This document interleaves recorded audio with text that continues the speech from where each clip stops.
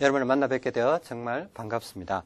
본 강의는 영어 회화에 관심을 갖고 계신 많은 분들을 실질적인 영어에 접근시키기 위한 필수 강의입니다. 자, 누구나 다 알고 계시겠지만 영어를 배우시려는 분들은 반드시 이 과정을 거치셔야만 하며, 자, 천재들이나 언어 습득에 아주 뛰어난 재능을 갖고 계시지 않은 보통 사람이 이 과정을 거치지 않고 영어에 도달한다는 것은 거의 불가능에 가까운 일입니다. 이 강의를 듣고 계신 분들 중에 과연 이 강의가 들을 만한 가치가 있는 강의일까라고 생각하시는 분들이 있을 줄로 압니다. 자, 판단은 여러분에게 맡기겠습니다. 전 여러분들이 바르게 판단할 능력이 있다고 생각합니다. 자, 그럼 바로 본론으로 들어가 보도록 하겠습니다. 자, 본 강의는 영어 회화에 꼭 필요한 필수적인 문법 내용들을 담고 있으며, 사품사의 이해와 오형식의 이해로부터 시작하여 부사구, 동명사, 부정사, 접속사 두 개 이상의 절로 이루어지는 문장들에 대한 체계적인 이해로 이어지게 됩니다. 자, 여러분 사품사에 대해 정확하게 이해하고 계십니까? 혹시 여러분 오형식에 대해 정확하게 이해하고 계십니까?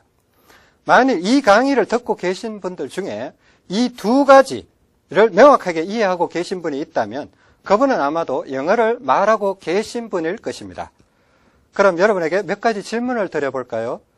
자, 먼저 사품사에는 명사, 형용사, 부사, 동사가 있는데 여기서 명사는 문장 속에서 과연 어떤 기능을 하게 될까요? 네, 맞습니다. 자, 명사는 문장 속에서 주어와 목적어와 보어의 기능을 하게 됩니다. 그럼 동사는 어떤 기능을 하게 될까요? 네, 동사는 문장 속에서 서술의 기능을 주로 하게 되며 뒤에 목적어나 보어나 부사류 등을 끌게 됩니다. 그럼 명사류에는 어떤 것들이 있을까요? 네, 명사류에는 명사, 대명사, 동명사, 명사구, 명사절, 투부정사의 명사용법 이 6가지가 있습니다. 그럼 형용사류에는 어떤 것들이 있을까요? 네, 형용사류에는 형용사, 현재분사, 과거분사, 형용사구, 형용사절, 투부정사의 형용사적 용법 6가지가 있습니다. 그럼 오형식 가운데 제3형식에 쓰이는 목적어, 그러니까 그 목적어의 목적격 조사에는 어떤 것들이 쓰일까요? 네, 이, 가, 에게, 을, 를, 이 5가지가 쓰입니다. 그럼 주격 조사에는 어떤 것들이 쓰일까요? 은, 는, 이, 가 4가지가 사용됩니다. 그럼 사형식의 해석은 어떻게 될까요?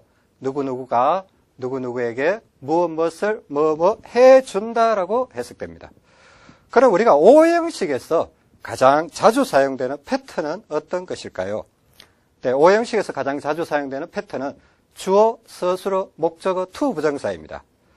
자, 그럼 거기에서 사용되는 투부정사는 과연 투부정사의 무슨 용법일까요? 네, 투부정사의 명사적 용법입니다. 그럼 거기에서 투부정사의 명사적 용법은 어떻게 해석될까요? 네, 것, 기, 라고 닭으로 해석됩니다. 여러분, 이와 같은 내용들을 정확하게 나의 것으로 만드는 것을 기본기 다지기라고 합니다. 여러분, 어렵게 느껴지십니까? 자, 물론 쉽지만은 않습니다. 하지만 여러분이 장코치를 믿고 따라와 주신다면 누구나 다 이 모든 것들을 여러분의 것으로 소유할 수 있게 됩니다. 그리고 한 가지, 만일 여러분이 이것들을 소유하지 못한다면 여러분은 결코 영어 회화에 도달할 수 없다는 것이 본인의 생각입니다. 자, 그럼 진짜 본론으로 들어가 보겠습니다.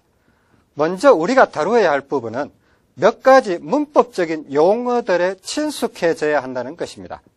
왜냐하면 제가 강의 중에 주어, 보어, 명사군이, 명사절이니, 명사음이니, 주격조사니, 부사류니 하면서 이러한 용어들을 계속해서 사용해야만 하기 때문에 여러분이 이 부분에 대한 정확한 이해가 부족하다면 이 강의를 듣는 것 자체가 불가능해지기 때문입니다.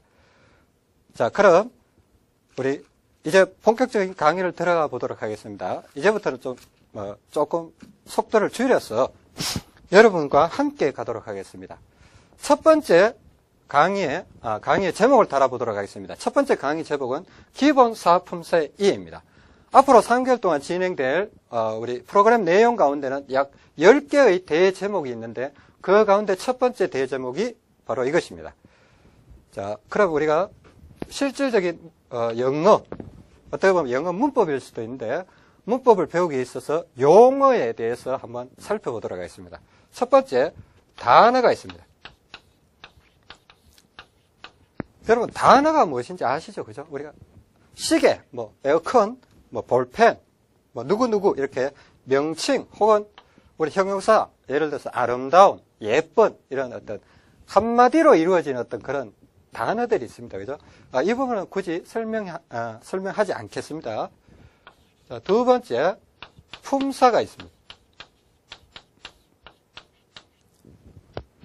자, 품사는 뭔가 하면, 제가 조금 전에 설명했던 그 단어가 가지는 성질을 얘기합니다. 예를 들면 단어에는 뭐 시계와 같은 것들을 우리가 명사라고 합니다. 이름을 붙여주기 때문에. 혹은 이렇게 명사를 꾸며주는 것들이 있어요. 뭐 아름다운 꽃, 혹은 뭐 아름다운 아가씨, 뭐 이런 식으로 명사를 꾸며주는 것들인데 그런 것들을 형용사라고 하기도 하고, 또 부사, 또 동사와 같은, 그러니까 각각의 단어가 가지는 성질을 우리가 일명 품사라고 합니다. 이거 간단하게 한번 적어볼까요? 자, 각각의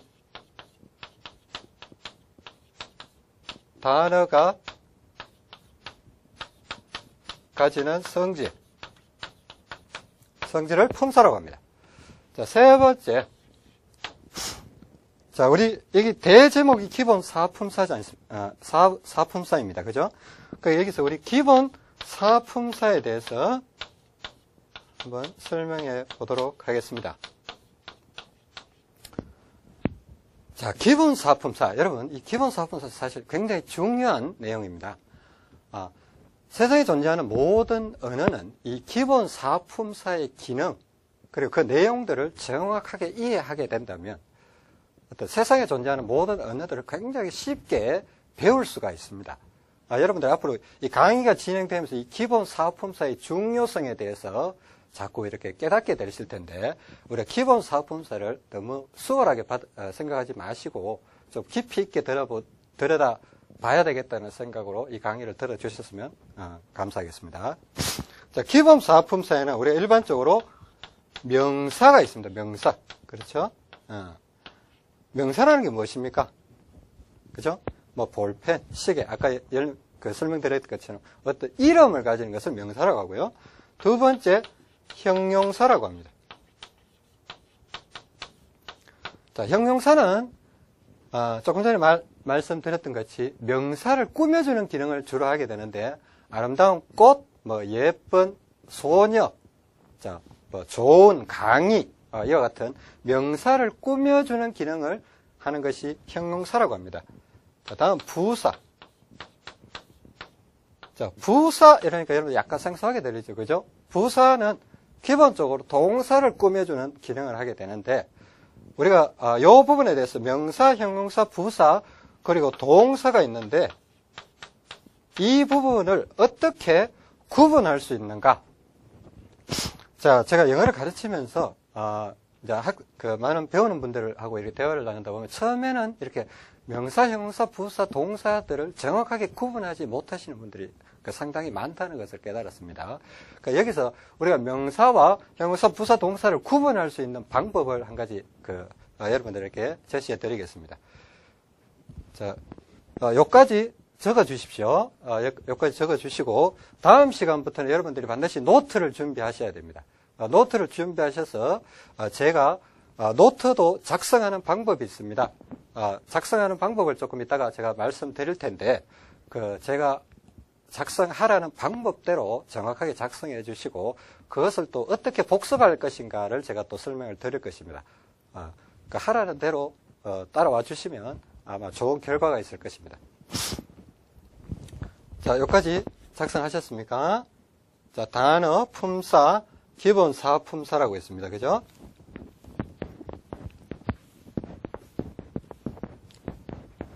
자, 여기 기본 사품사가 3번이죠. 그죠? 그 밑에다가, 자, 별표를 하나 쳐주시고, 자, 별표를 하나 쳐주시고, 자, 기본 사품사의 의미라고 적어봤습니다. 기본 사품사의 의미. 자, 여기서 음이라는 것은 무엇을 말하는가 하면, 우리가 맨 처음에 1번에 단어라고 얘기했죠. 그죠? 그 단어의 끝에 오는, 요 한자로 얘기하면 꼬리 밑자를 쓴다고 합니다. 자, 단어의 끝에 붙는 그 부분을 어미라고 하는데, 예를 들어서 그 명사에는, 자, 한번 설명해 보겠습니다. 그럼. 자, 1. 명사의 어미. 아, 잠깐만요. 자, 명사류의 의미라고, 어미라고 한번 적어보겠습니다. 명사류의 어미. 자, 명사류의 어미에는 어떤 것이 있냐면, 자, 일단 한번 적어보겠습니다. 자, 미음. 자, 것. 혹은 기. 혹은 라고. 혹은 다고. 라고 이 5가지가 있습니다. 5가지. 여러분, 이 5가지라는 것이 중요합니다. 미음, 것, 기, 라고, 다고. 이렇게 해서 5가지가 있습니다. 자, 여러분, 여기서 잠깐, 저 왼쪽 편을 잠시 한번 바라봐 주시기 바랍니다. 자, 우리가 명사, 형용사, 부사, 동사를 구분할 수 있는 방법이 있는데, 예를 들어서, 가다라는, 자, 동사가 있습니다. 가다는 뭡니까, 영어로? 자, go죠, 그죠? 가다는 영어로 go인데, 만약에 가는이 되면, 자, 가다는 동사예요. 자, 일단은 다자로 끝나면 무조건 동사예요. 가다, 먹다, 마시다, 잠자다, 뭐 이와 같이 다자로 끝나는 것은 무조건 동사라고 보셔도 됩니다. 여기 앞에 요 뒷부분에 적게 될 텐데, 자, 그런데 여기서 가는이라고 되면 어떻게 되는가? 자, 아까 여러분들한테 설명드렸죠, 그죠? 형용사의 기능은 명사를 꾸며주는 기능을 한다고 했습니다, 그죠? 가는이라고 니은이 붙게 되면 가는 사람, 가는 나라. 자, 여행을 갈 때 가는 나라, 가는 곳 하고 이렇게 뒤에 명사를 꾸며주게 됩니다. 니은이 붙으면. 우리말에서, 그죠?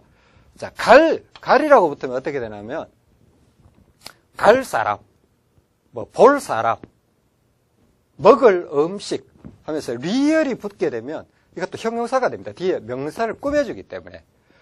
그리고 이 감이라고 되면 어떻게 되겠습니까? 자, 감이라고 되면 말이 이렇게 뭔가 딱 끊어지는 느낌이 들지 않습니까? 그죠?